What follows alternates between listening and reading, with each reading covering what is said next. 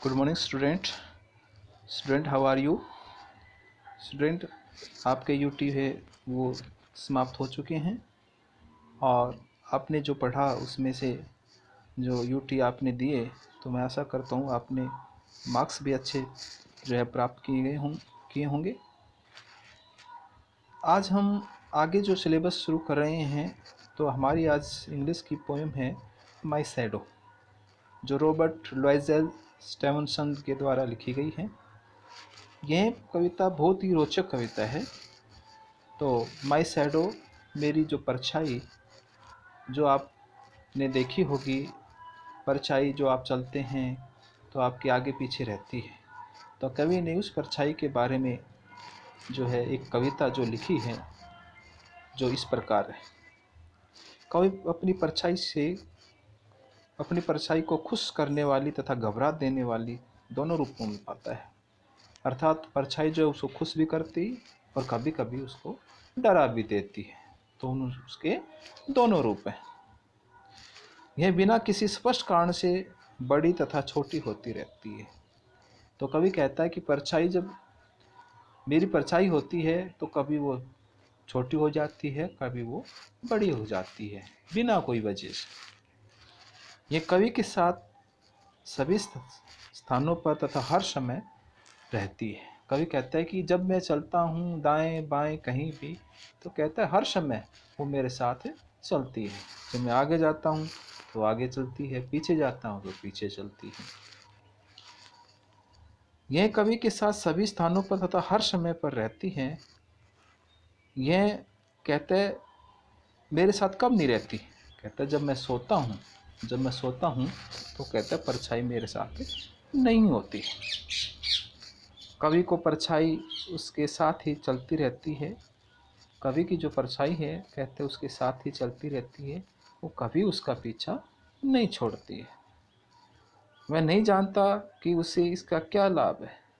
तो कवि कहता है कि मुझे नहीं पता कि मेरा इससे क्या फ़ायदा है, इससे क्या लाभ है। परछाई कवि के बिल्कुल अनुरूप है।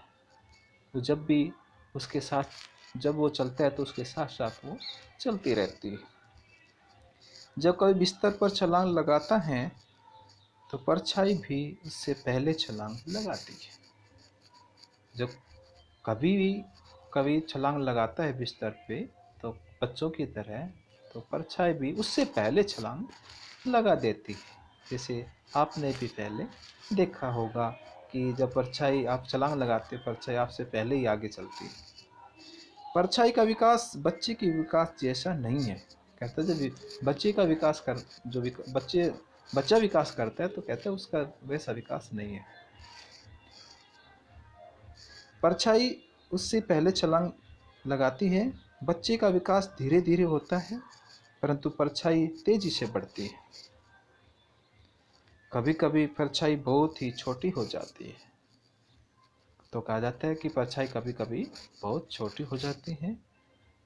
यह लगभग अदृश्य हो जाती है। ये क्या हो जाती है? लगभग अदृश्य हो जाती है। एक सुबह कवि जल्दी खड़ा हो जाता है। एक सुबह क्या होता है? कवि अर्ली इन द मॉर्निंग जो है गेटअप हो जाता है।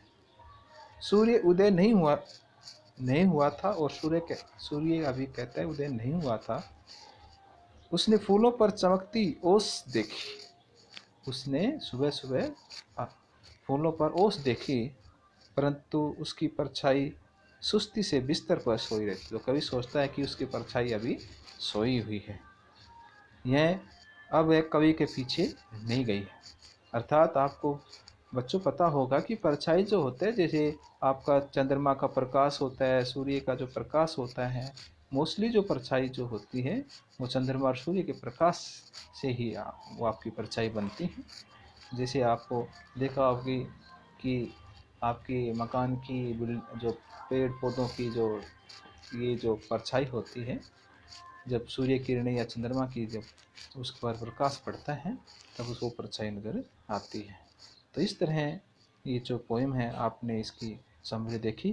कल इस पोएम को हम पढ़ेंगे, तो मैं आशा करता हूँ कि आप ध्यानपूर्वक इसको सुनेंगे। Thank you.